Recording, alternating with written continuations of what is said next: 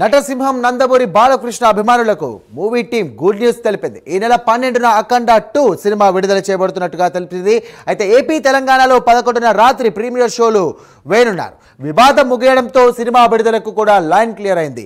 ఇక మరోవైపు మద్రాస్ హైకోర్టు సైతం అఖండ 2 సినిమా విడుదలకు గ్రీన్ సిగ్నల్ ఇచ్చింది.